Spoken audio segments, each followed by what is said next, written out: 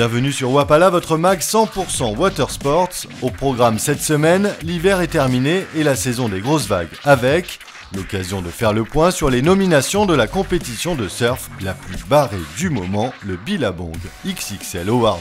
On s'intéressera ensuite à l'hydrofoil et à toutes ses déclinaisons possibles pour planer à 1 mètre au-dessus de l'eau. Mais tout de suite direction la côte ouest de l'Australie pour les news de la semaine.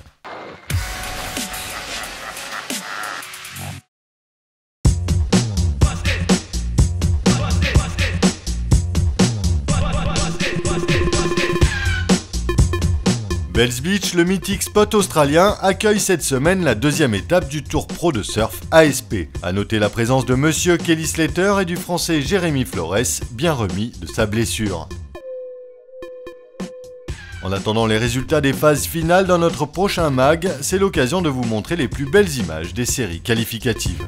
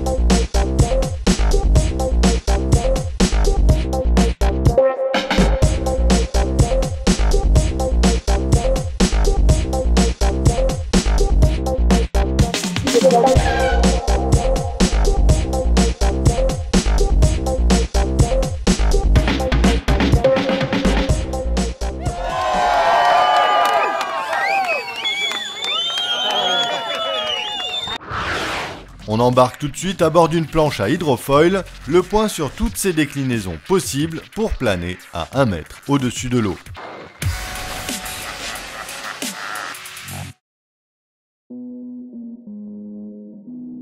Nous vous avions déjà parlé de Bruno André et de son foil windsurfing. Mettre au point une planche de windsurf à foil destinée au grand public, c'est le pari un peu fou que s'est lancé le waterman breton il y a quelques années. Aujourd'hui, le concept est au point et fait l'objet d'un modèle de série, la FS1, pour la marque AHD.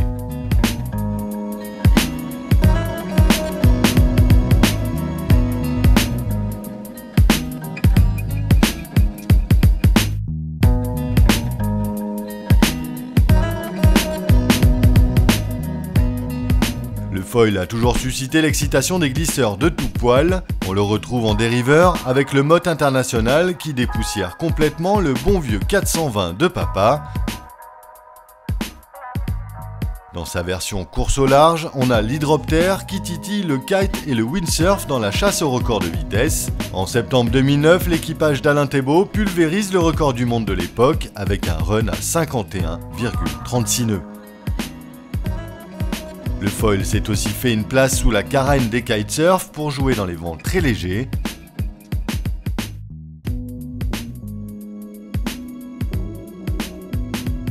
Enfin, le foil s'est également invité dans le surf de grosses vagues.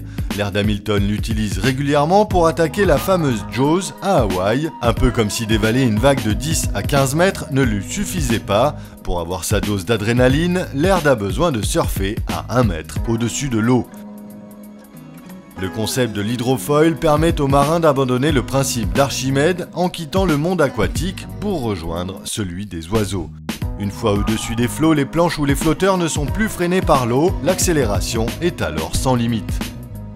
Et pour les engins tractés par le vent, un petit souffle d'air permet d'atteindre des vitesses insoupçonnées.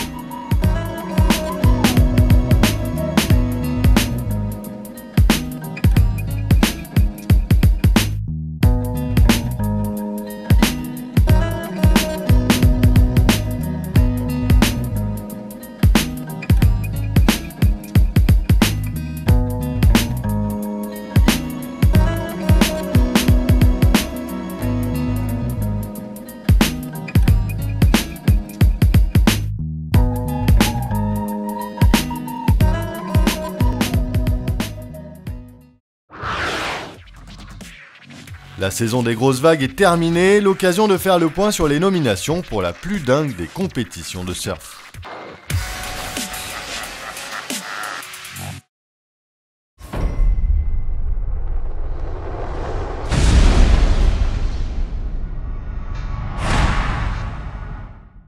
Le 4 mai prochain, en Californie, le jury choisira un vainqueur dans 3 catégories, le ride de l'année, la plus grosse vague et le monster paddling qui correspond à la plus grosse vague prise à la rame.